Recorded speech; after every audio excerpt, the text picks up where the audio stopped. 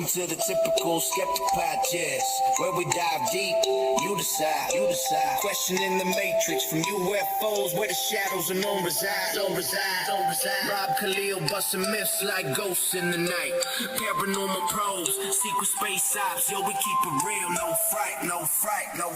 Typical skeptical seeking, never sleeping on the lies. Aliens, Anunnaki, black ops in disguise. From abductions to ancient scripts, we flip the script wide. GSP style, mile after mile, truth can't hide. Hold up, TSP crew assemble, we dismantle the fable. My lab's targeted souls breaking out of the stable. Dogman howling, Bigfoot prowling, cryptids in the mist. Mandela the fifth twist in reality, can't resist the twist. Soul trap snapping, reincarnation mapping, holographic dreams, near death visions, out of body missions, waking up the teams. No censorship here, we fear no elite scheme. Conspiracy kings ringing bells, hear the freedom ring. The skeptical seeking, never sleeping on the lies. Extraterrestrials, interdimensional highs.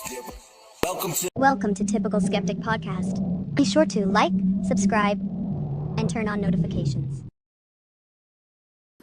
Hey guys, welcome back to another show. This is going to be amazing. I'm really excited. I got my new friend with me, Geri. Geri's been on before when she came on with her friend Leo. They do a podcast together, but I wrote a good introduction about tonight. Geri Cabezudo is an independent researcher, content creator with the One's Great Work Network, owner of soundpath.org, children's right advocate, education reform activist, ET ambassador, and promoter of natural law principles. Through her research and educational work, she encourages individuals to question societal conditioning, challenge false belief systems, and pursue genuine self, sovereignty, and truth. Tonight on the show, returning guest Geri joins me for a deep discussion on natural law, consciousness, enlightenment, and the new cage, which is like the new age, which is actually a new cage. Has the modern New Age movement become another form of control? Can spiritual bypassing prevent people from confronting difficult realities? What is true enlightenment, and how can individuals distinguish from confronting fiction? We'll discuss equivalentics, self-deception, personal responsibility, natural law. And tonight will be like a conspiracy smorgasbord. We're kind of go all over the place. And that's what I like about Geri. We can kind of go talk about anything. And I'm bringing her to the stage now. Geri, thanks so much for coming back on. How are you? Awesome. Happy to be here again, and so honored to be back. Yeah, absolutely. Yeah. So for the people that they might not know you, tell the people a little bit about yourself. Yeah, so I own soundpath.org, which is a Truth and Freedom music festival that features a lot of artists and content creators, presenters from the natural law community. For those that are unfamiliar with what natural law is, it is a set of universal law principles from Source Creator that essentially boil down to don't steal and don't kneel. We are not here to murder, assault, rape, trespass, steal, coerce, or deceive other sentient beings or civilization members. We are here to also not kneel, not take shit from others. So yeah, that's basically what I am all about teaching. And to the ET research community, I like to say that essentially natural law is relevant to us in the ET community, because we're not going to get to parlay with benevolent civilizations if we're not moral, if we're not trustworthy, first and foremost. Absolutely, yeah. And for people that don't know, Mark Passio, I'm a big fan of Mark Passio. He's kind of made natural law kind of a thing, right? Like he's been one of the biggest names to talk about it, right? Absolutely. Mark Passio is an amazing teacher, mentor, and I just admire the level of work that he's done to aggregate the knowledge, because he didn't create natural law. This has been talked about in all kinds of ancient traditions, occult traditions, and he sort of aggregated all that research in a way and packaged it in a way that makes sense with this term natural law. Yeah, absolutely. But you're also like an ET ambassador. So have you had? I've never had you on just like yourself. So this is good to do this. Like, have you ever had experiences yourself that you or like you can't explain or anything like that? Yes. So I touched on it a bit before. And I'm wearing sorry, I forgot to plug soundpath.org. This is my Truth and Freedom Music Yeah, Festival. I want to come to your music festival. Like, holy shit! Like, that's so. It's like weird because we've been getting to know each other and we've been talking and like, now I know that I keep forgetting that you actually have this music festival and I'm like, I love music. I've been in, obviously, we all, but like I've been into it my whole life. I've been like, I've always loved like different, like alternative, different forms of music, like hip hop and punk rock and stuff like that. And like, like, yet. So if you want, we could talk about that too, like your music festival. It sounds amazing. Oh, yeah. A little bit of background about me. Like I used to, I was a Korean immigrant kid, daughter, whatever. So, the programming for that demographic is throwing a violin in your hand at age 4. So music's been a huge part of my life ever since. And I've been in bands. I was in a punk band, shoegaze band. I play 7 instruments. Violin's my strongest. I play guitar, bass guitar, drums, piano, Holy shit. clarinet, and yeah, I also like to write poetry. I have an MFA in creative writing. It feels kind of icky to like be featured in my own festival. So if I ever do create again, I would probably not feature my work in my own festival. Uh, Yeah. but yeah, we have a great, and then we also do presenters. And we're coming up with a plan to do an East Coast tour between New Hampshire and Florida, creating a Freedom Underground Railroad of musical venues and performances and presenters. And if Rob, offline, if you want to talk about being part of that, we could stop in Pittsburgh and like figure something out with venues that you're familiar with or musicians you're familiar with that are kind of like spiritually aligned, basically anything that falls in the whole realm of conscious music, truth, freedom, spirituality over religion, deprogramming one's own mind, shadow work, spiritual evolution, all these concepts, anything that falls under those umbrellas, morality, of course, um, objective morality, I should say. Yeah, all that's great. Yeah, and the reason why I wanted to invite you on tonight is because like I was doing that show with Tommy yesterday, and you were like on fire in the chat. You were like really bringing up a lot of really good points, and like everything you said was like hitting on something. So it's like you're not just like about all this. You're like very aware of everything that's going on, and there's like I always say there's levels to like what people know, and like you seem to be on another level to kind of give you kind of props. Oh, thanks. That means a lot coming from you, especially since you have such amazing guests on your show that are very prominent in the ET research community. I mean, it's amazing. So yeah, going back to, I can kind of fold in the other question that I didn't answer. So yeah, so I've been a contactee since I was a kid. I would see entities as a child very routinely, kind of coming and going. When I was 8, and I might have shared this last time we live streamed. I saw this huge, like multi-football field, triangular black-shaped craft hovering over a Massachusetts highway sometime in the 90s. I was in the back of my parents' station wagon looking up, and it was like an aerial view of like a city only upside down, and it was like black. The buildings were black. The whole thing was just black, but there were little like lights, like red and flickering lights, and then I blacked out. So that was like my first craft that I ever saw. I've seen plenty of orbs. I've seen cloaked craft. I've had contact through astral travel. I've had contact through plant medicine journeying. I've plant medicine journeyed with psilocybin mushrooms, with DMT. Those two were very revelatory in terms of contact. I also try to attune, I'm an empath. I try to attune to life around me, rocks, uh, which most people don't think have life, trees, plants, animals, listening to the bird calls, noticing different signs in what the animals are doing, just always being presently aware. We have a unity consciousness. I am informally right now training to be a transcendental meditation teacher. I think the answers are within if we know ourselves first. Uh, if we master ourselves, we master the world. In terms of like law of correspondence from the Hermetic principles. So I'm all over the place. The Hermetic principles, the Kybalion, written by Hermes Trismegistus, who I think was an ET. I Yeah, think a and lot of the our reason why, sorry, I was going to say the reason why they called him Hermes Trismegistus is because he mastered the mind, body, and spirit, right? right. Well, but I think he was an actual ET.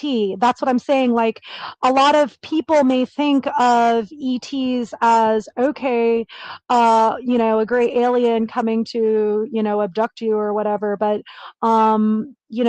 they've incarnated, they've been walk-ins in human bodies. They've been channeled. They've been telepathically communicated with. Um, I mean, these are all methods of making contact. It doesn't have to be, whipping out a phone and taking a picture of an orb. Yeah. Contact looks like many things. Yeah, absolutely. Yeah. And one thing that we are going to get into tonight, which is pretty important, is like this whole new age thing, which I've touched on before, but like it sounds like you kind of wanted to get into it. Like the new age is kind of like the new cage, which is like it seems like it's another form of religion, right? Absolutely. And I should know because I came from there. I had a journey where spiritually I was raised Catholic first. My priest as a child tried to molest me. Oh my God. He was at our house. My parents were very active in the Catholic Church at the time. And essentially, he asked me to lie down in my parents' bed. And my higher self told me to run into the bathroom and lock the door, and I did. He kept knocking on the door, telling me to come out, that he's sorry, and then don't tell your parents. And when I told them, they did not believe me. And at 8 years old, that was my first introduction to mind control. People think that they're not part of a cult. Most of us are. We're in one gigantic satanic ritual. If you're not in the Catholic cult, you're in the atheist cult. You're in the materialism cult. You're in the money worship cult. You're in the new age cult. You're in the, I would say, sports cult. Yeah. Where our rebels, men and women fighting against evil and tyranny. A lot of our athletes are people that have physicality, are sort of siphoned into that role.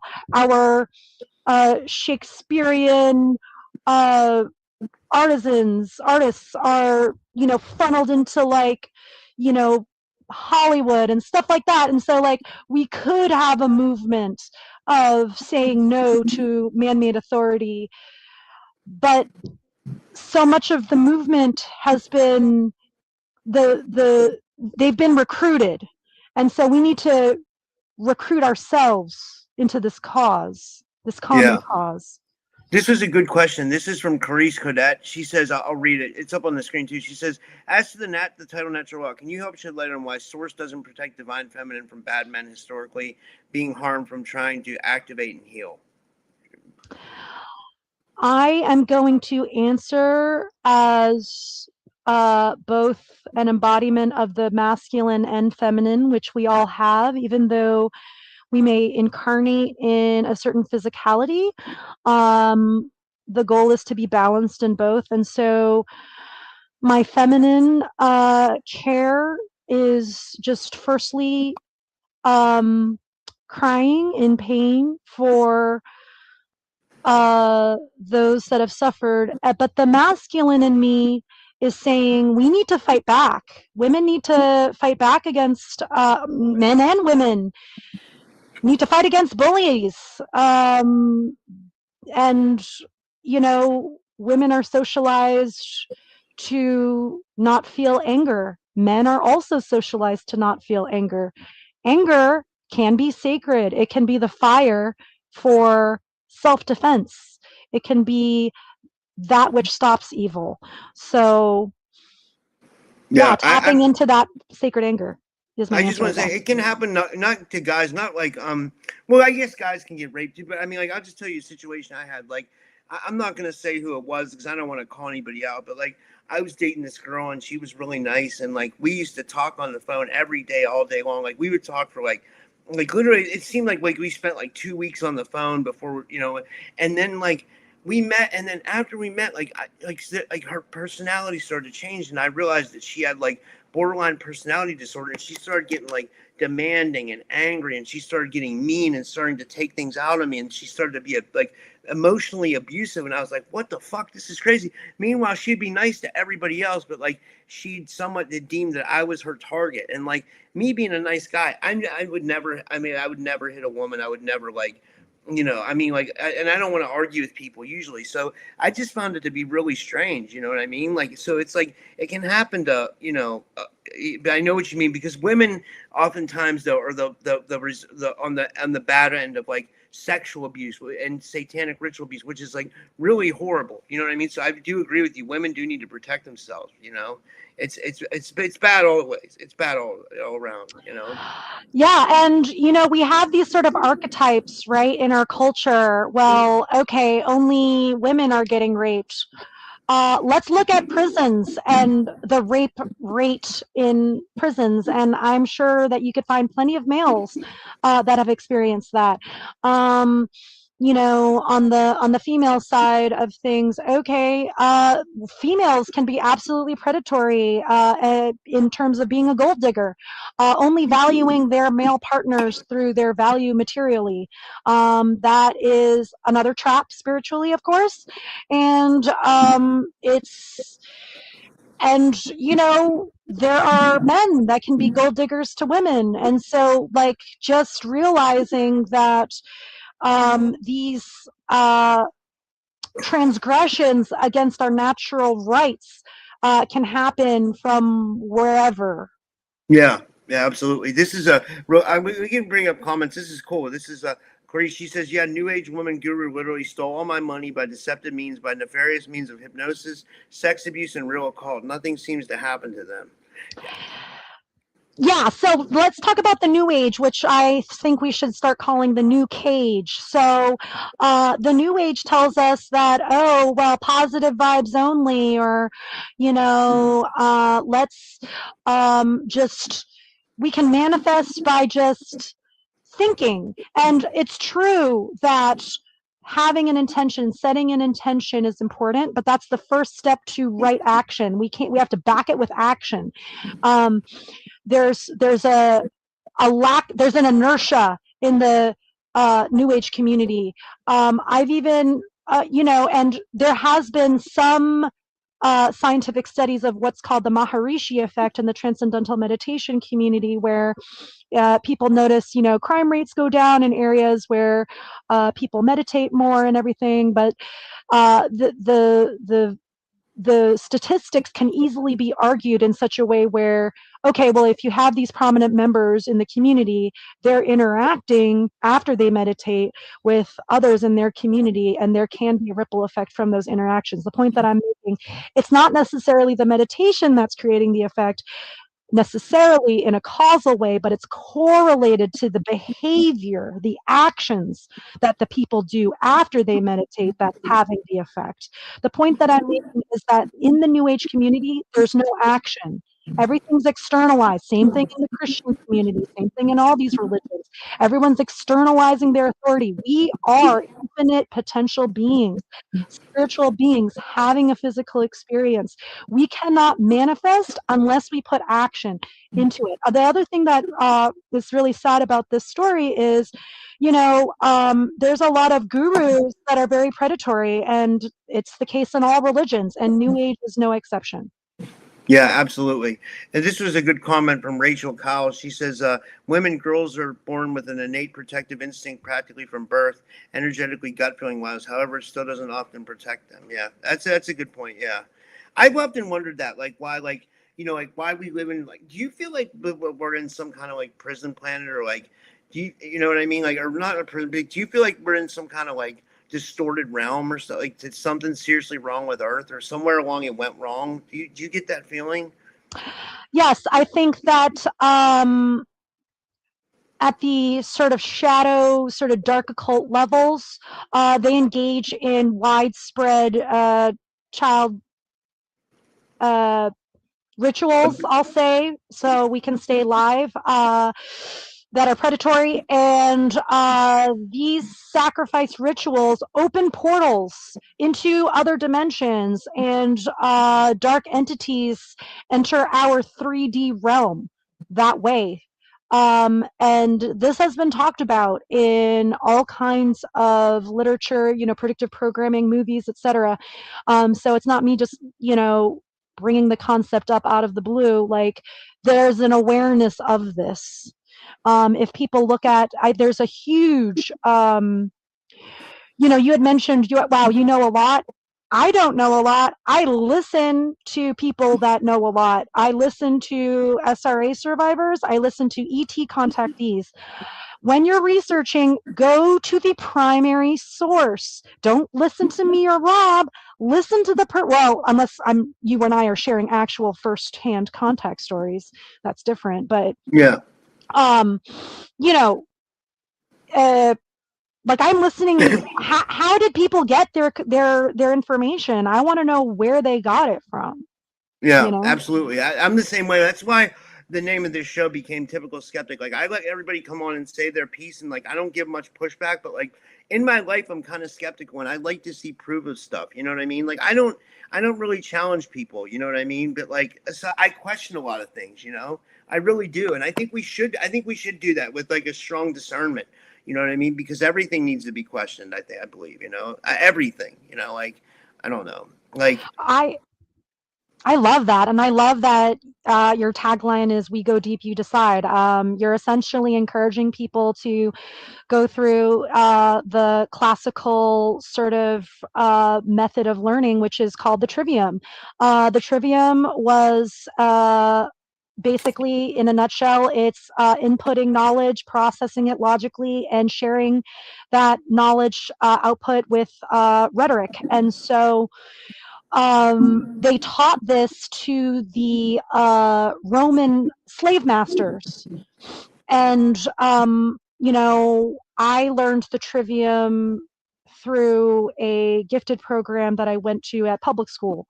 They give this training to people they want to be groomed into a social engineer role. I was so wait, groomed. you were part of the TAG or GATE programs, the Gifted and Talented program. Yes, I was part of CEE in elementary school, and then I switched to private school after that. But yeah, they gave us they taught us the trivium. We did all kinds of, like, puzzles and, logic puzzles, word problems, sort of hands-on activities, basically all the stuff that most public school students aren't taught, because public school is a public indoctrination system for worker bees, as shown by the Prussian model that was brought over to the American education system as well. Absolutely, yeah, absolutely, yeah. I was getting to these comments here, yeah, and what is when we're talking about natural law? What is are there certain principles of natural law that we should know? Yeah, so a lot of them are based on the Hermetic principles, as I mentioned, by Hermes Trismegistus, but and the Kybalion. But beyond that, uh, a lot of Mark Passio's work and others on the onegreatworknetwork.com, we take a sort of integral approach. So it's all about deprogramming our minds. It's about not lying to oneself and to others. It's about not harming other sentient beings and not taking shit. It's about care, generating true care. The lost principle. We have these seven hermetic principles. cause and effect being the main one, that you know, the immorality, the slavery that we see in our society, that is the effect of our immoral choices as a collective. We have slavery uh, because of this. And so, you know, we have the law of freedom as a concept in natural law, that as morality increases, freedom increases; as immorality increases, slavery increases.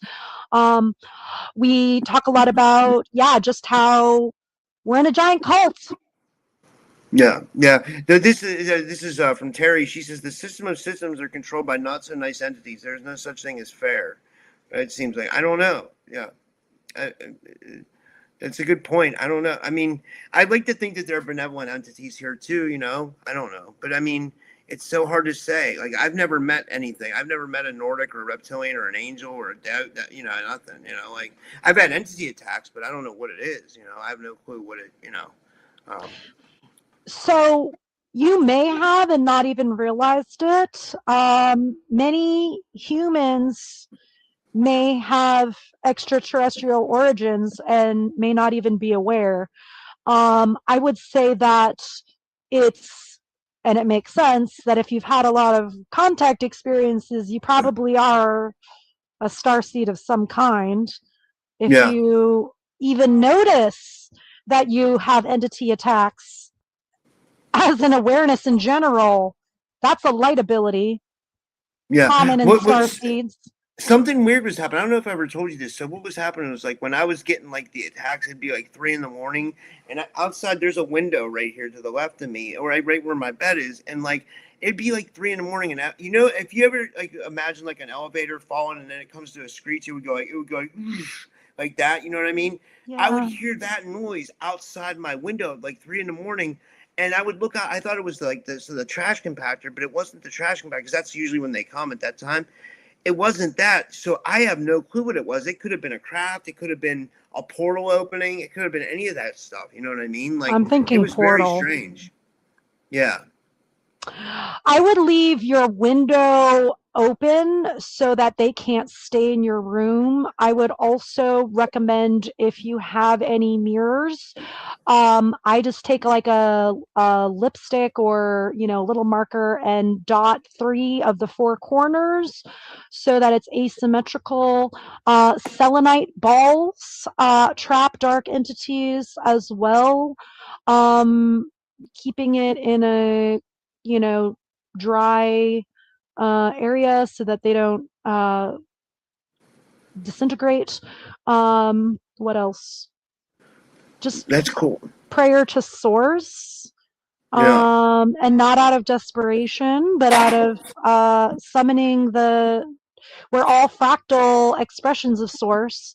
I know this not from a book, but through direct experience as a former agnostic. So I didn't get into. So yeah, so I grew up Catholic, and then I became atheist in college, and then I became agnostic, and then I had a born again Christian moment, and then I realized they're all religions. I've had religions this whole time, and then I kind of am now. I describe natural law as anti-religious. We're here to deprogram people's minds so that we can truly experience our own sovereignty. Sequoia says, "What kind of balls did she say?" They're selenite balls. So the crystal selenite Sequoia, like I have a piece of selenite here. I can't get to it because I have. Wait, let me see if I can get to it. Like I got to move some stuff. But my ex girlfriend got me this. So you're saying maybe this would work? Let me see if this will work. Like this came from a cave in Macedonia. I've showed this a couple times, but like this is a huge thing of selenite. This is Wow. but like yeah, it's my one of my ex girlfriends got it from, like I said, a cave in Macedonia. But should I put this like under my bed or something? Do you think, or like, or does it have to be the balls? I would recommend balls, but that could be helpful, I guess, in a pinch. I would just, yeah, just keep it dry because it will disintegrate with water. Yeah, yeah. What I was gonna say was you and Leo, and if people have not seen your shows with Leo, Leo's a Pleiadian incarnate. You guys teach equivalent. How do you say it? I'm sorry, I E- messed up. Butcher. You know, equivalentics, right? Yes, I just posted class 4. We have one more class 5 about to be posted soon. As you can see, I run a lot of projects. I do a lot of networking with other communities. I do the music festival thing. I'm doing Freedom Uprising Network, which is a fundraiser for the music. Anyway, but yeah, so Leo has graciously taken on the ambassador role of sharing equivalentics from the Pleiadians to humanity. It is a form of simplified quantum mechanics that isn't just about learning true mathematics and physics, but beyond that, and remote viewing, I would say. But it's really about challenging one's own thinking through doing these uh, discoveries of solving problems. You start seeing patterns throughout nature, throughout your experience. You start noticing more downloads. You start to feel more connected.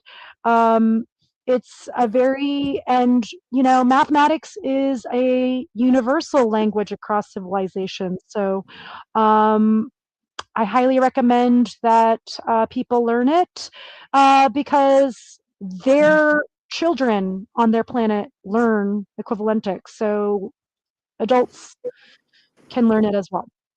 Yeah. Rachel says about my selenite, she says, Rob, ask Julie if that's selenite. Well, here's what I can tell you. I can tell you that my ex-girlfriend had huge pieces of it, and she said she got it out of his thing and she literally broke off a piece and gave it to me and wrapped it in a towel. And so I Wow. think it actually is. I just think maybe you're right. Maybe coming from an ex-girlfriend, maybe that's not good. It might have some bad energy on it, or yeah. It's better probably to get the fresh, selenite balls, and yeah, and then you can kind of, yeah, I think. So when we were talking about our talking points before we went live, I wanted to just go back to the new age, new cage ideology, and say for those that think dark entities don't exist, either you don't have the light ability to sense it yet, maybe it's dormant in you, or your head is in your ass. Because here's the thing, evil exists. Don't tell me there's no such thing as duality while you're faced with a murderous child predator. There is duality, there is actual evil. It is evil to ignore it, Yeah, actually. absolutely. Yeah, it is. It is, right? Yeah, because it's going on every day, and it's actually an epidemic. Yeah, and it by ignoring evil, whether it's in the whatever dimension, um, you let it go on. And that is immoral. You are not. You are kneeling against evil, and you're gonna get slavery as a result, as a consequence of that. Yeah, yeah. What I was going to say was, you said you had an experience with a dark entity, right? I've had several. Those that are light workers in the audience, I'm sure, can relate. The more you shine, the more attractive you become to darkness. And that's just part of the process. It's what we signed up for in this incarnation. And so just being aware of that. But yeah, on a literal level, um, I mentioned before when we went live, but for those that weren't there for that live stream, I did. Uh, there was an entity possession attempt by a local coven when I was a kid. There was a minotaur figure that went back and forth between me and my brother's room. And it wasn't just in my mind's eye, you could hear it thumping between the rooms, knocking on the walls. There was poltergeist activity associated with it. I felt it like hovering over me as I slept, and it did the same to my brother. And yeah, I mean, there was a sort of crescendo moment where it wrote to me and told me to open a window, and I didn't, and that was sort of the end of that. I think it may have possessed my mother instead. My mother molested me as a child. So anyway, long story short, yes, dark entities are real. There are benevolent ones too. Um, there's a lot of different civilizations here. Absolutely, yeah. I always tell people there's like, when I smoke weed, I can see like astral entities. You know what I mean? Like I can see them. There's like I think there's thousands of astral entities that we can't see. You know? Yeah, especially in the periphery. I accidentally broke my pair of glasses, but I do notice more when I'm not wearing contacts. I notice more in the periphery. You can also close your eyes and just sort of like scan. Um, but yeah, I mean, it just depends on what modality. Some people might hear something. Some people might feel. I'm more of a feeler. Some people might just know. They just Yeah, know there's an entity there. yeah. This one's from Derek. He says PDF is a blood generational bloodline curse. I think it's really sick people. I mean, it's more than a curse. I think it's like people who are really demented. Like people usually. I mean, it's usually people who have a lot of money. You know what I mean? Like, I don't know. Yeah.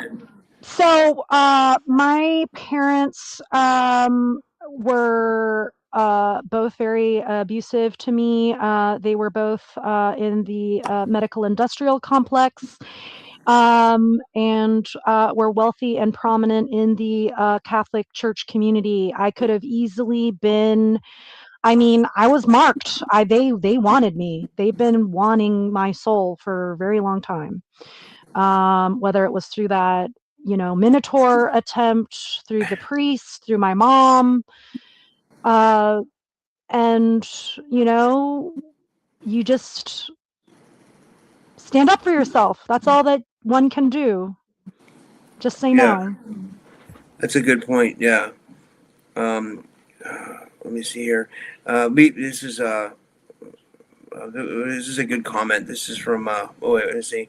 Some Rachel. She says many. This is all about we're extreme power beings. We're all equal. It's just the level of knowledge that separates us. Exactly. We're very powerful. And, I think that we've been conditioned as children to be afraid, right? And there's also primal fears, of course, that we're born with, that we inherit. But, I'll share this story with your audience in hopes that it inspires. One of my earliest memories living in, my parents might have not been.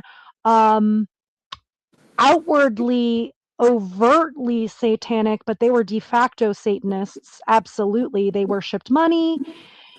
They were indoctrinated into Catholicism and in the medical industrial complex. They were, yeah, they were Satanists. They were very physically abusive in my dad's case and sexually abusive in my mom's case. And so, I think it's really important for people to realize that these traumatic programs that happen as children that may come up, um, we can rewrite those stories today, and also, so yeah, one of my earliest childhood memories was my brother, who's younger than me. He was like whatever 2, I was like 3 or 4, and he spilled some sort of drink, and there was like it colored the carpet, and then we both looked at each other and realized we're fucked. Like dad's gonna like beat the shit out of us. And so I suggested, because we were too little to like grab a towel or whatever and problem solve the spill. And so we went behind the couch, and my brother's feet were sticking out because it was both of us behind the couch. And then my dad came in, he saw the spill, he looked for us, and he saw my brother's feet, and he pulled my brother out, and I just heard like slapping sounds. And then I heard my brother vomit because he was being beaten so hard. And then Oh my dad God. started like beating him even harder for vomiting on top of the drink. And he was a PTSD Vietnam War vet, and he saw the enemy in the jungle in his own child again. And but I didn't see that at 4 years old. I just saw a really mean bully. And from then on, whenever my dad went to, start to beat my brother, or like about to escalate in that direction, I would talk back to my dad, and he would beat the shit out of me.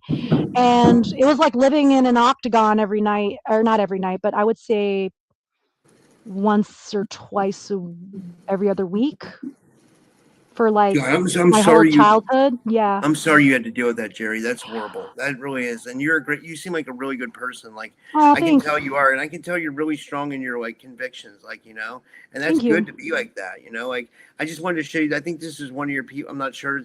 This is any. Inika. She's been in the chat before. She says just say no. So true. She says hi, Jerry.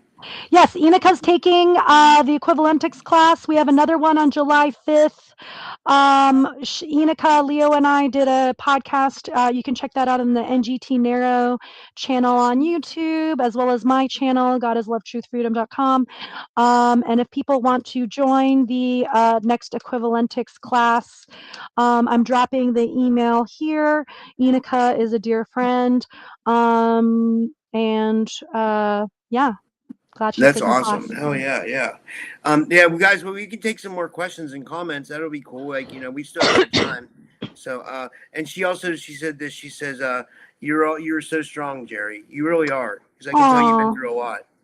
We all are capable of this. It's just a mindset. And thank you, Inika, and thanks, guys. Yeah, And you know, I truly just, it had to take me breaking my dad's arm as a teenager for him to stop.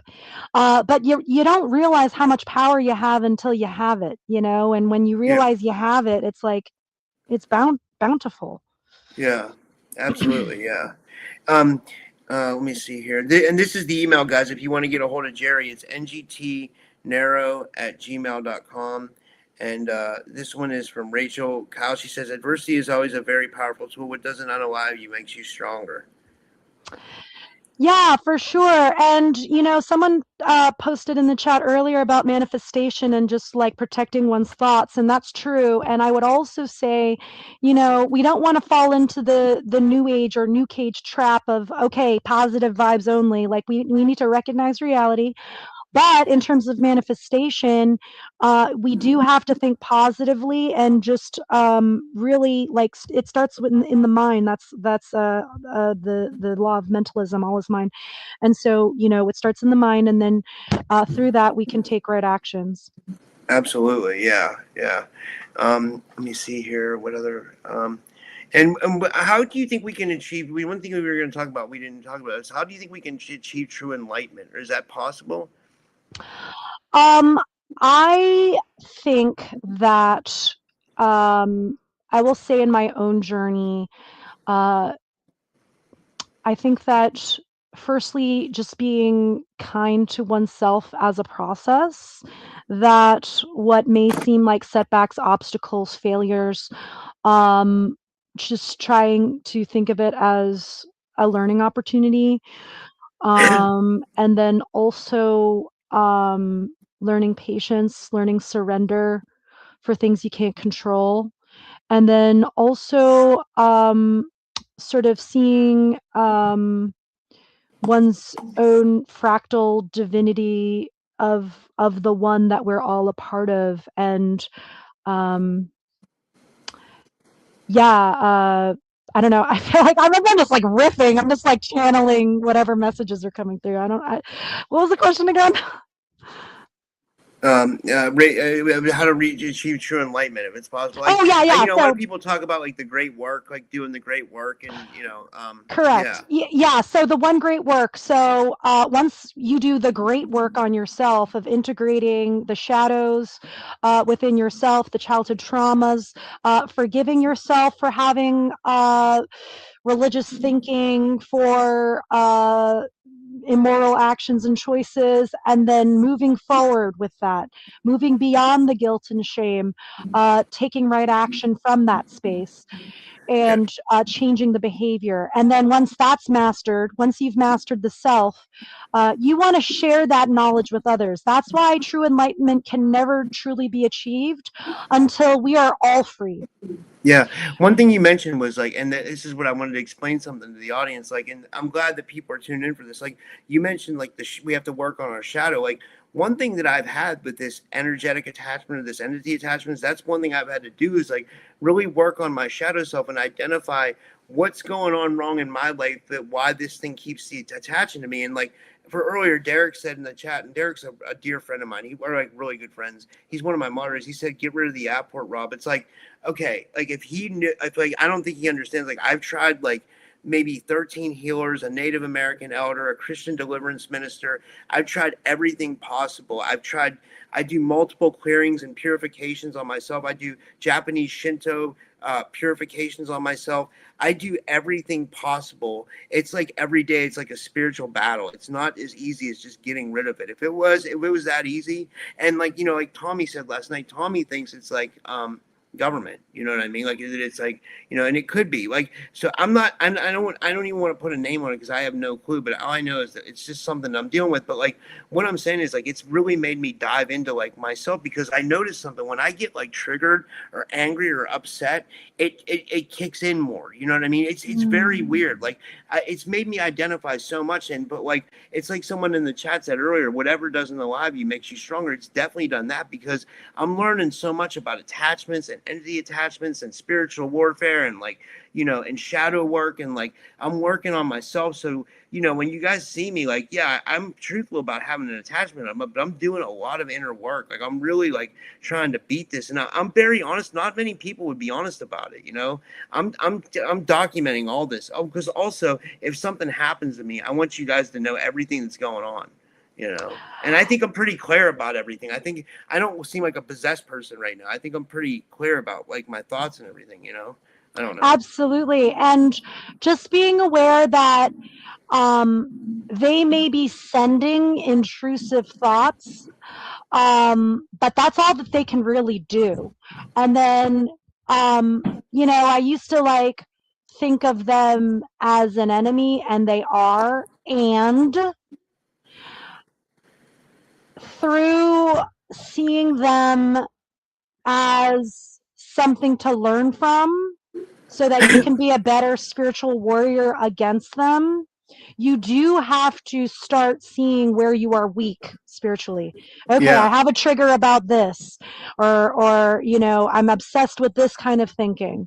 And so it can, they are inadvertently teaching us how to be better warriors. Just like my dad, originally he thought he was beating a child, but what he actually did was train a spiritual warrior. And I think we all can be. You don't have to necessarily go through a traumatic childhood experience or set of experiences to come out strong. We all have this within us as part of our infinite potential.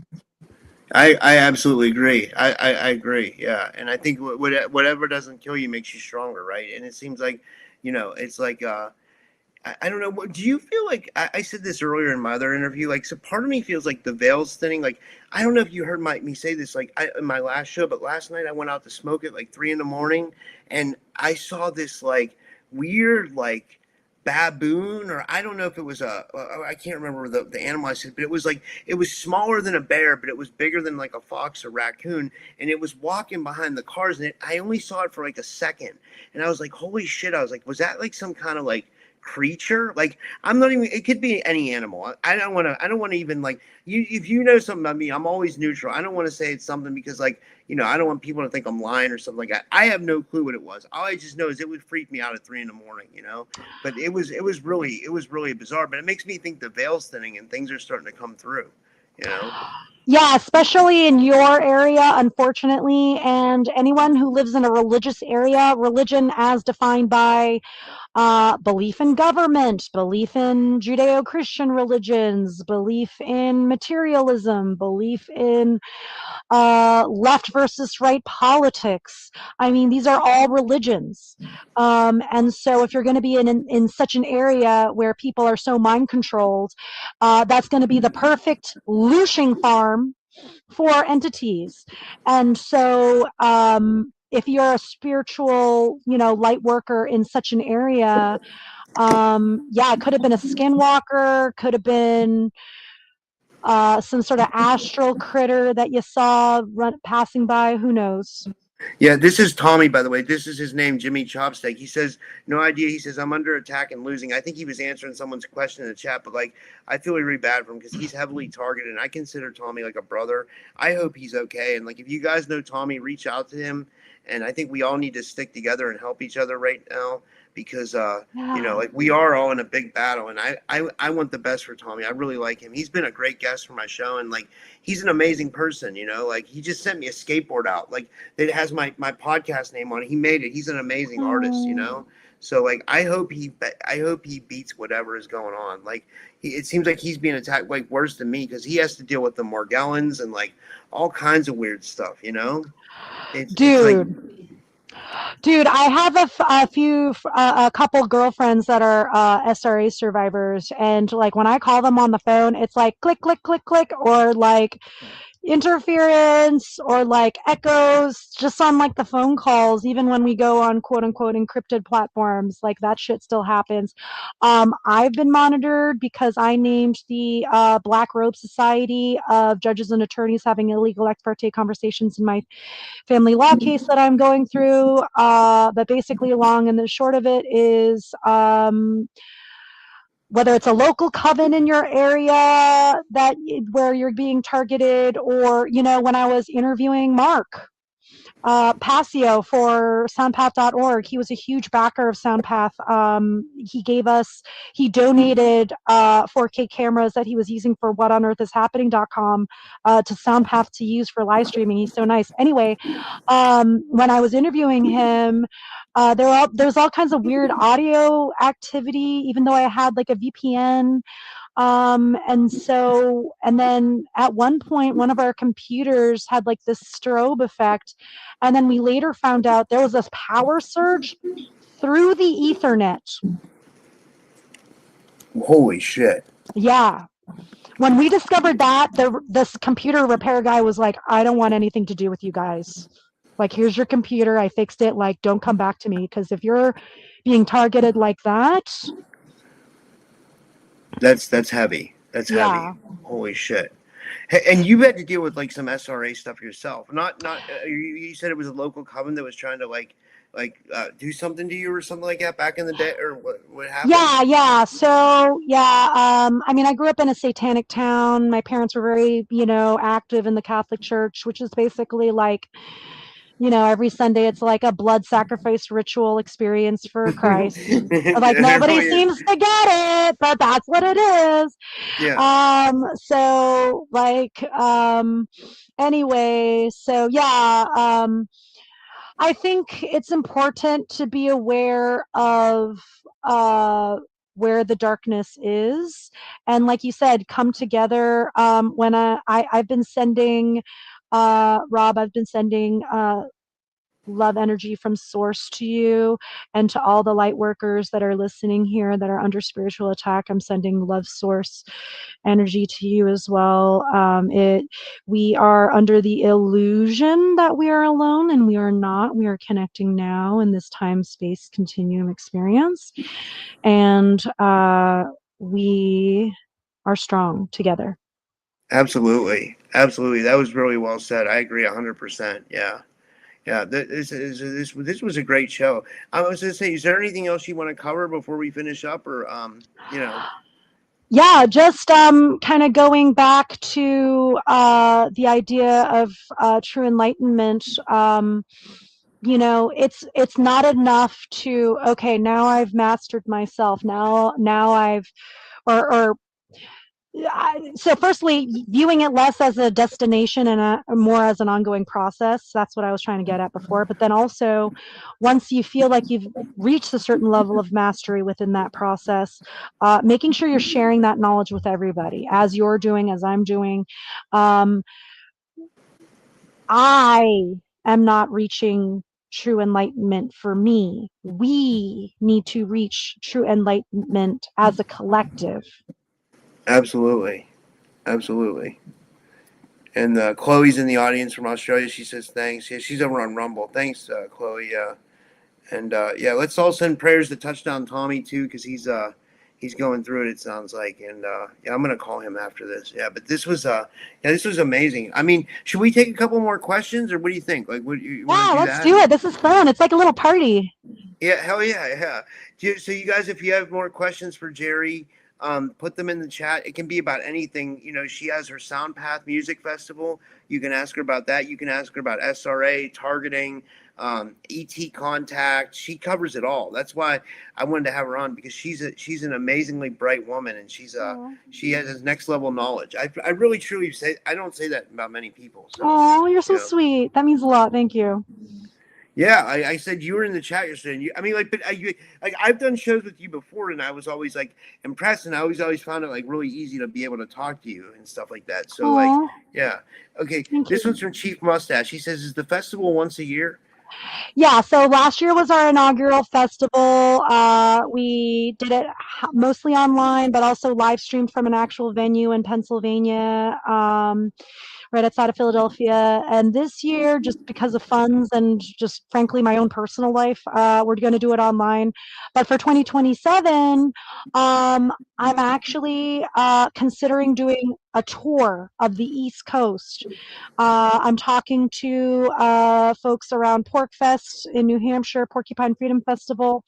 They're decentralized this year, but I'm talking to an organizer there at the warehouse .org, so the wearehouse.org. We're getting some musicians there, and then Oh, you know what? Tommy could play at your festival. I don't know if you heard him play last night. yeah, He's amazing. You know. yeah, anything that falls into I want. So going back to the idea of enlightenment, what is enlightenment? Let's define it. Okay, it is light is truth. Light is right. Light is moral, correct actions, not harming other sentient beings and not taking shit from others that are harming other Yeah. sentient beings. Yeah. Absolutely. I don't know if this was directed at Tommy or me or both of us, but they're saying Rainbow Flame says he says a coven is what you said. You have a portal around you somewhere. Dark witches are at the portal. You are stronger than them. Close the portal door and a sigil on it. I've tried to do that. I've tried to do everything closed portals. Someone told me to do a lesser banishing ritual, and I was like, I don't know if I want to do that, because I've never really. I don't mess with magic too much because I don't know enough about it. You know, I know it works and it's very powerful. I just don't want to. I don't know enough about it yet. You know what I mean? I don't know if I want to dabble. Like, you know, because I heard sometimes if you do stuff like that, you can open up. Things can get worse. I mean, like I don't. I just don't know enough. What do you think, Geri? So, firstly, on a spiritual warfare level, if you feel attacked, a quick little return to sender invocation is always good for that. Sometimes I visualize myself in Chrome and it's just like everything's bouncing off. And then, but for, portal closing and healing, yeah, like if I'm going to heal or help, I have to take on and transmute and alchemize through some of that. I'm not holding all of it, but I am going to hold some of that. And I have ways of dispelling that. And so just becoming more practiced in that. And, there's a difference also between magic and sorcery. It's all about intention. So yeah. Yeah, and this is from Chief Mustache. He says, "How much does the festival usually cost? Like, is it?" Yeah, so last year we did have ticketed. I'm not doing that model. It's a not going to work for the scale that I am envisioning. And B, I've learned a lot about sponsorship, investor, type models, vendor models. And so we're going to try to implement that as a way for it to be free to the public, or at least low cost for live performances and lectures and so on. Yeah, this is a really great comment from or question from Sil, and Sil says, I call her Sil, but she's Sicola, but she says, when did Jerry realize she needs to break her parents' cycle, and is her brother okay? Yeah, so my brother, who I grew up very close to, I think I inadvertently created as a big sister a learned helplessness in him by accident. Because by taking on my dad for him as his big sister, he then didn't train mentally to uh, take no shit, essentially. And because of that, became very docile in his mind. And so, and to answer your question, and I think a lot of people may relate to this, I think there's a reason why a lot of shadow work comes up in dating, in relationships, in friendships, deep friendships, in business relationships, relationships in general, how we interact each other. We project inadvertently our own childhood parenting, whatever shadows onto each other initially. And then we recognize those patterns that we're projecting or receiving. And wow, that really wasn't my dad hitting me again. It was just the my business partner thought that I was the mom that abandoned them or whatever. You know what You I you mean? said Like, yeah, you said your dad was a Vietnam War vet. My dad was too, but I got lucky where it's like my dad didn't like abuse me or anything like that. But like I know what it's like to live with someone. Like my grandfather was a POW of World War II, and my dad was. They both kind of never talked about it, and they both were like. I try to tell people this. They were like really messed up from it. So I was like, when people go to war, that's why I'm kind of against war. Like I realize that like there's a time I guess we have to, but like really it's like why can't people just learn to get along? Because like when you like look into it deeper, you find out that it's about oil and all this shit, and it's like it's like can't we just dump that system and like where was I going with that? I just totally lost my train of thought. But like what I was saying, the traumatization of war. Like I don't think people realize how traumatizing war can be on someone, and I saw it firsthand with my dad and then my grandfather. You know. mm, yeah, I think a lot of us have family bloodline curses. You don't need to be a satanic bloodline family, some Illuminati family to have bloodline curses. And once you realize the patterns, identifying them through relationships you have in adult life, and realizing, okay, I can't project and I can't receive other people's shadows from their childhoods or project my shadows onto other people. And then you operate with more consciousness and awareness. And then if people are ready and called, making sure you don't pass that on to the next generation if you're a parent.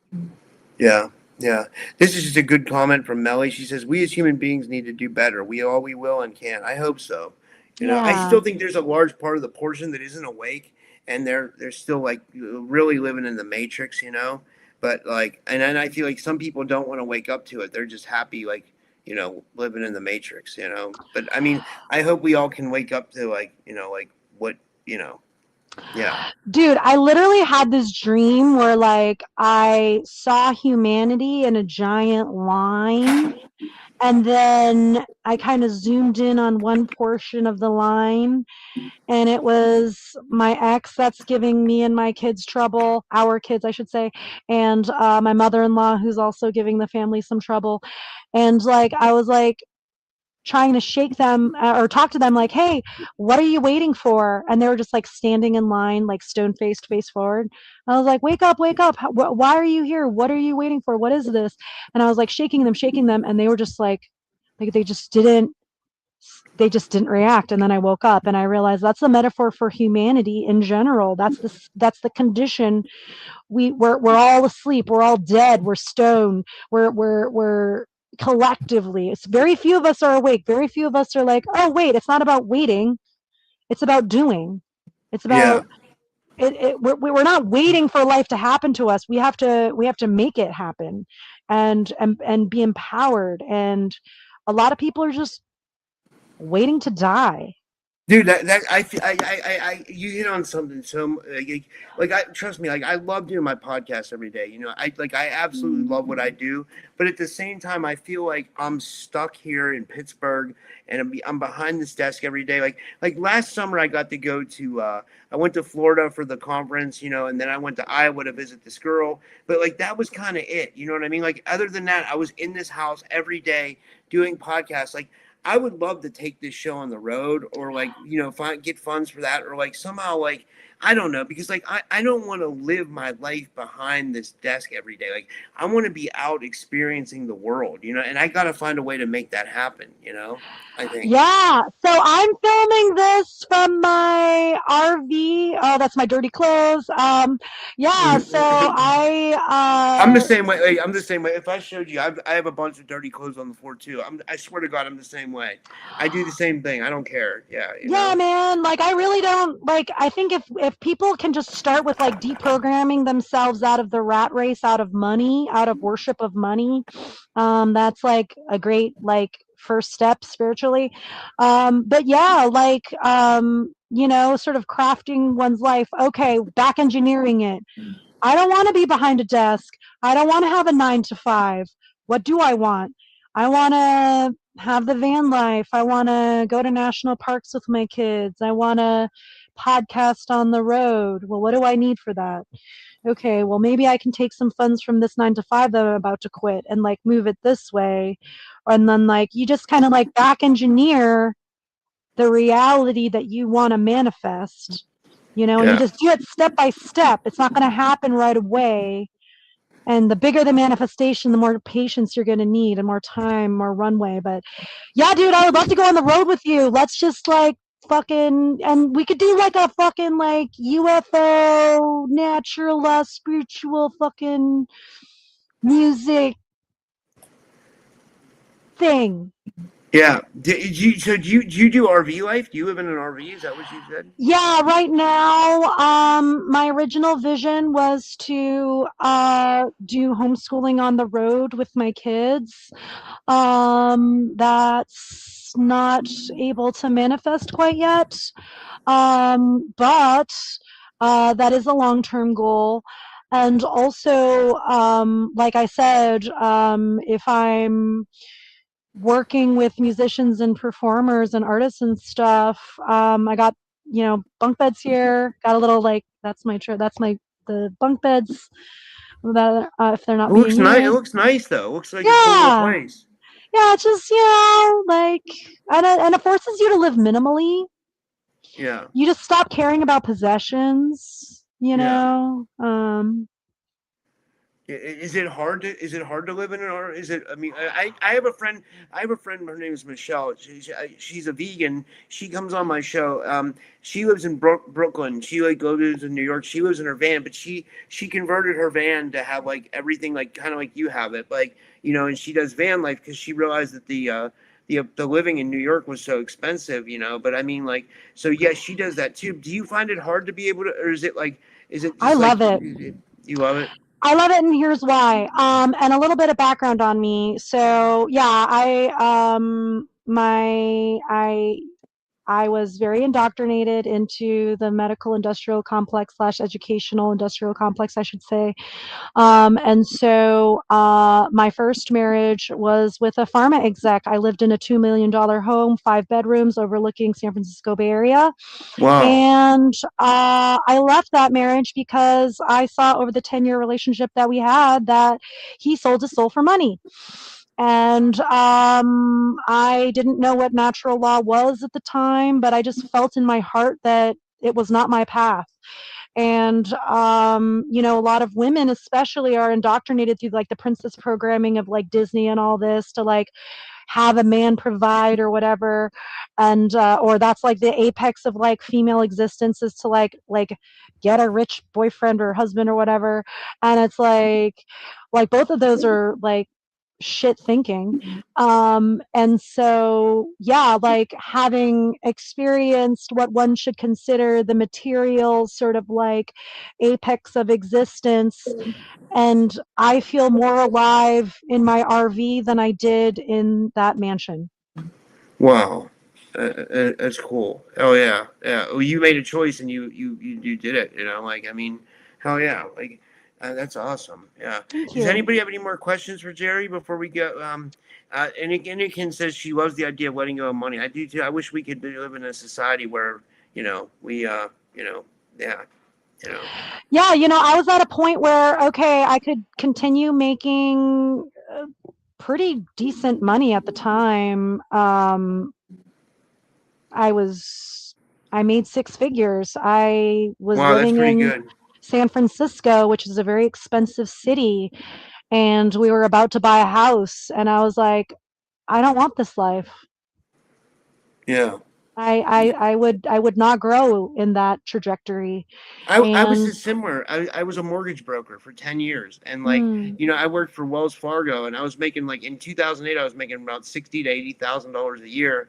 And honestly, it was great for the money, but like it was bad for the soul. And like it was a sales job. So they really want you to like sell, sell, sell, sell, sell. And they don't care if you give someone a bad deal. And I'm like, wait, we're giving someone a bad deal. We're going to fuck up their life. Like, how is that good for my soul? And how is it good for these people? You know what I mean?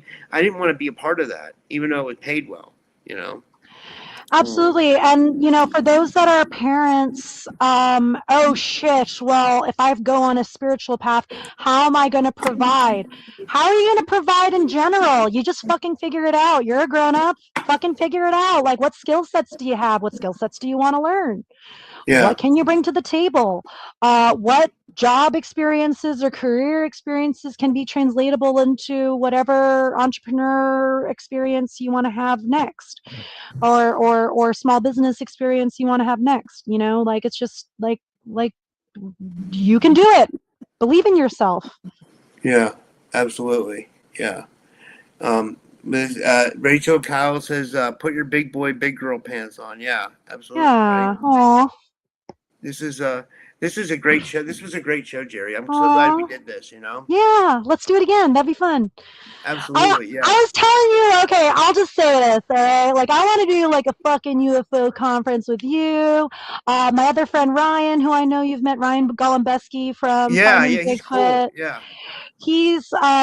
He runs Bigfoot conferences, cruises routinely. Like, if we could just learn from each other on how to do the conference thing, what we've Well, yeah, learned. it's like, I know you watch my show too. Like I've been Yeah. saying like that I want to put a get together together. We've been saying that we want to do it, and like a lot of the audience is down for it. They all want to get together. So I just got to do something where I organize it, and I haven't been good about like getting started and trying to figure out. Well, I don't know if I want to make it a conference or I just want to make it a get together. A lot of people are saying just make it a get together, but like I don't know.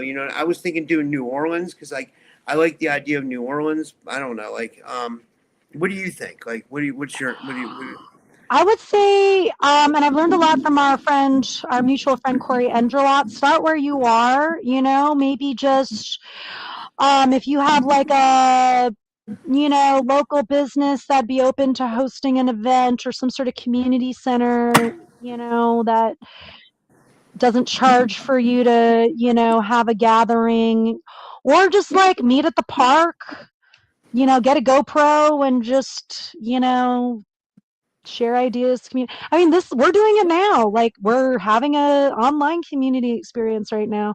But yeah, I'm totally with you. Like, I don't like being behind my camera. I'm behind my camera a lot too. I've been trying to like swim and like be in nature and stuff.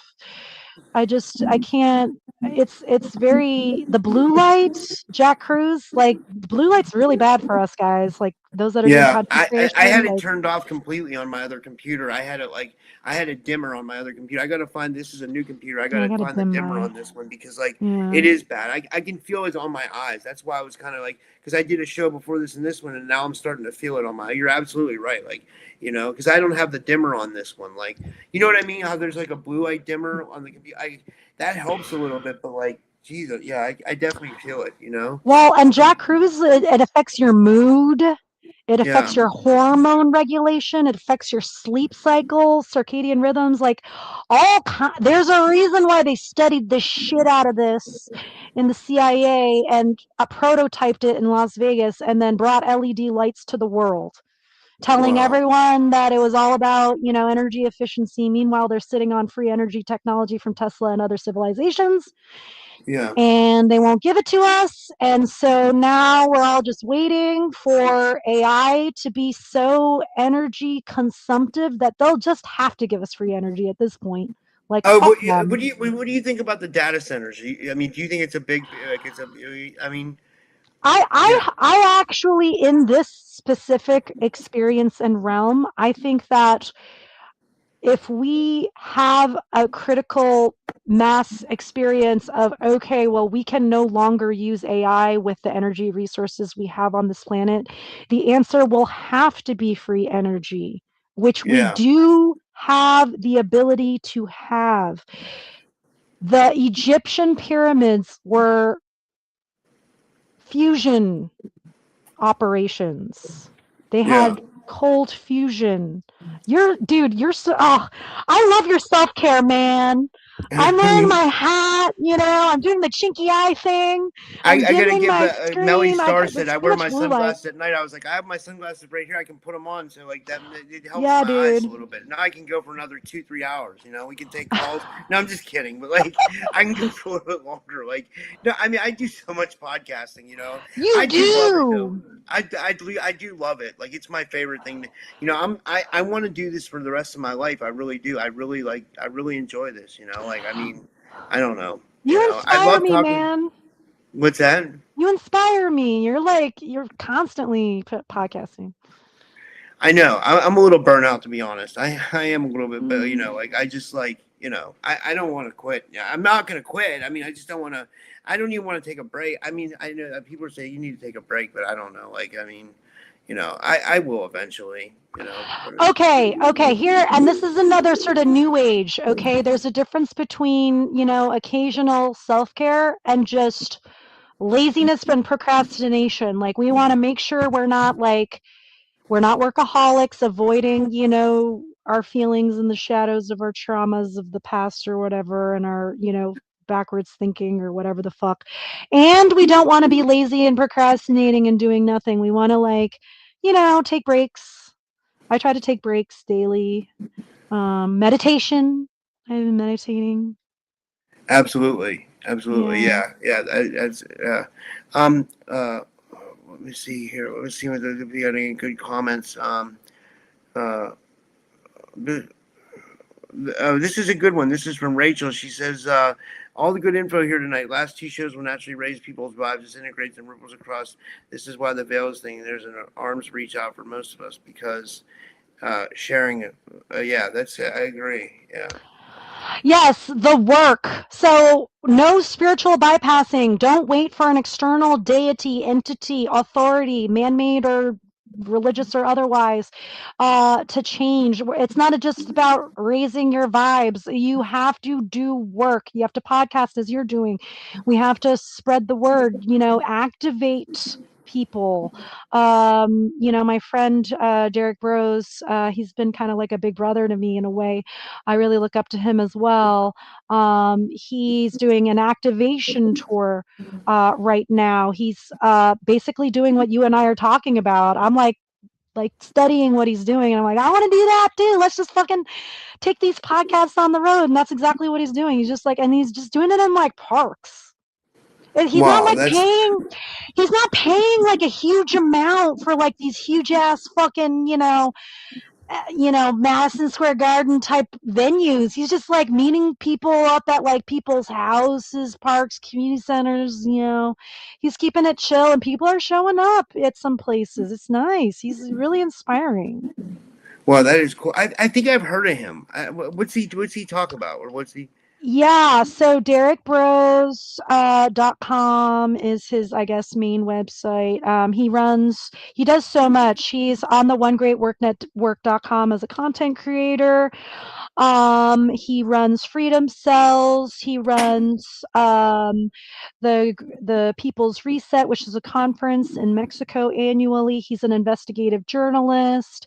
He ranges in. He's a documentarian. He's an author. Um, he's a rapper. Oh, that's cool. 33 is his rapper name, and he's good, and he's got another album coming out. And I'm just like sitting there being like people like you, people like Derek. I'm like, yo, I gotta step it up. Like these people are like fucking like I'm a little, I'm a little competitive, like in a friendly way. I wanna keep up with you guys. So, Yeah. Well, you're doing the work. You're like, oh, you have so many things going. You know what I mean? Like, I can't say I have a music festival. You know what I mean? That's amazing that you're doing that. You know, that's like oh, next level. You know, like I want to be a part of it. You know, if you ever want a presenter, I'll present. You know, at your music yay, festival. You know, like for sure that'd be yeah, that'd be awesome. great. Yeah. I would love that. I'd be honored. Yeah. Well, Yay. this was awesome. This was a great show. Yeah, yeah. Well, yeah. Do you want to tell people where they can follow you, Jerry? And thank you so much. And like, yeah, and you're awesome. Like, honestly, like this was great. Aw. Yeah. You're so sweet. Yeah, I'd love to come on again. Hopefully, Leo's traveling right now, but maybe like physically traveling. Soundpath.org. I have so many websites. I'll just stick with those two for now. I want to do the narrow channel. So yeah, I have these are mine specifically. And then I have a YouTube with Leo where we talk about equivalentics and stuff. Um, and that is at Narrow NGT. So that's this Oh, and I as got to a ask you link. real quick, why the name General Fake Meat? I love that. It's kind of cool. Okay, so I used to be a stand-up comedian and amateur, very amateur. And I did a few shows in like DC, New York. This is back in the like the early or late knots, I guess. And so I deleted all the comedy that I did. It was a lot of Who's like, your favorite comedian? I love like Theo Vaughn. I like Joey yeah, Diaz, Theo Vaughn. I'm a big fan of them. I like who else? I like what's his name? Shane Gillis. You know, they're all, you yeah. know. I really like Carlin. I like, Oh, I love Carlin. Yeah, he's the one who said yeah, we were in a big club and we're not in it, or there's a big club and we're not in it, right? yeah. He was somebody who really like told the truth in a way that was like haunting, so much so that you had to laugh because otherwise you're like just scared out of your mind, like, oh fuck. Yeah. But yeah, he's awesome. Rest in peace. Also rest in peace, Mitch Hedberg. Yeah, I love Mitch Mitch Hedberg. He's Hedberg good. was like genius level. Like he brought back the one-liner jokes. No one was doing one-liner jokes anymore, and he brought them back. And he like elevated like the punny dad jokes. Yeah. You know what I mean? And like he was like stupid smart. Like he pretended he was stupid, but he was actually really smart, you know? I like Zach Galifianakis when he first came out in the movies. Yeah. He had an interesting, funny style, you know. Yeah, who else is a good comedian? In the ET space, um, I mean, Ricky Gervais is atheist, but he does have some like ET type jokes sometimes. We should start like an ET comedy show. That would be cool. We could do it like once on here, and I could bring them on StreamYard, and they could do their sets. But we would need people to laugh too, because they could tell jokes, but then nobody would be there to. I mean, like you know what I mean? Like we would have to somehow get an audience somehow to or I don't know, like how would we get reactions? You know what I mean? But it would be Well, fun. yeah. I mean, do you know any comedians besides like I guess me? Who else I is? think you're the only, and in our community, I think you're one of the only ones. I don't know I too don't know many. anyone doing ET research comedy. Yeah, that's cool. Do you have any funny ET jokes? I mean, immediately I'm thinking of like anything with a punchline involving an anal probe. Nah, yeah, yeah, No, I'm vegan because I've seen too many cow mutilation videos. I don't know. I just made that up. yeah. That's a I don't good know. I one can't though. really Yeah. think of any right now. Are you Whenever are I you tell ve- people, are you vegan for real? yeah, I am. Although I will admit to your audience and to myself that I do occasionally, if there's dairy in something, I'll be like, I will, eat it, but Yeah, yeah, definitely not meat. I do think that in the Vedic tradition, especially, there was this concept of prana, of life force energy. yeah. And there's a Absolutely. reason why in the satanic ritual abuse, they involve animal sacrifice as well. The looshing involving the dark entities isn't limited to just the children sacrificed, but also the animals. They really make sure to torture the animals before sacrificing them. And it's, spiritually, conceptually, and I know a lot of people may not want to hear this, but where's the line between an animal and a human, between cannibalism and meat eating, between a chicken salad, my miscarriage, and me burying my dog? That's why I became vegan. I had had a miscarriage. I was pregnant again. I was about to eat a chicken salad. I had just buried my dog, and I had an existential crisis looking at that chicken salad, and I just couldn't do it. I couldn't do it because I was like, dude, like that chicken has more sentience than like the babies that I lost, probably similar to the dog that I loved and lost.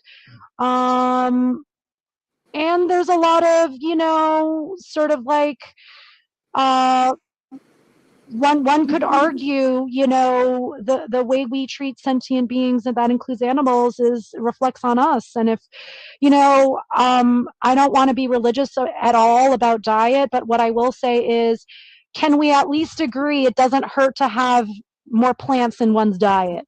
That's Yeah. No, all. it really doesn't. It's Let's really just good. start Yeah. there. We don't have to Yeah. eat meat with every meal. Yeah, yeah. I mean, actually, the coniferous greens, or the leafy greens, they say are really good for you. Got vitamin K2 and stuff like that. It's like a known fact. Yeah, yeah. And like, it's weird that like when people get like the big C, that like a lot of them juice, or they start juicing. You know what I mean? Like, Dude, I'm all about juicing. I love juice. I drink juice every day, dude. But yeah, like I try. Oh, so general fake meat. So yeah, so I was vegetarian for a long time, and I remember opening up a, Asian vegan whatever menu, and instead of saying General So's chicken, it said General Fake Meat, and I thought that was funny. that's hilarious. That is funny. I can't believe they had that on a menu. Yeah, and just sort of conceptually, right? Like general as like unspecified and also in a military sense, and then fake meat, like we're having these like meat experience of physicality, but like we're really spiritual beings, Yeah, like, you know. absolutely, absolutely. Yeah, absolutely. Yeah, this is. Yeah, this is. I mean, this was a great show. This was. Aw. Yeah, like, I was trying to think of any other last questions I have for you. Like, well, we're here. Does any? Well, I'll just ask one more time. Does anybody have any more questions for Jerry? Looks like Rainbow Flame might have one. Rocks have consciousness. How do you eat plants, breatharian becoming? Yeah, so intermittent fasting, uh, everyone can agree, doesn't hurt to skip a few meals. You don't have to, the whole 3 meals a day thing, that's a psyop. We weren't meant to do that. We weren't meant to, how do you eat plants? Um, Easily and with joy. I don't know how to answer that question. Start with like organic, I guess. Try to grow your own food if you can. Yeah, Say thank you, since they are life force energy as well. absolutely. Yeah, I guess we could end it here. This was good. Yeah. Yeah. You told everybody where they can follow you, and yeah, does anybody? Yeah, I guess we'll finish up here. And yeah, thanks everybody. And do you have any final words, Jerry? I want to say thank you to you, Rob, and to your audience. And I'm sending um, loving energy from source within and without, meaning there has there is a creator, but there's also a little c creator within each of us. And if we can find that connection always, and also just being aware that we are connected, that we are all one, that when one suffers, we all suffer. And from that space, it is easy to follow natural law, because if I harm you, I harm myself. Absolutely, absolutely. Yeah, and thank you everybody for tuning in tonight, and thank you, Jerry. And yeah, I will see you guys all tomorrow. Tomorrow night, I have another show. So yeah, thank you guys, and thank you, Jerry. And it's not letting me in the stream. Oh wait, I gotta click on the thing. All right, thanks guys. All right.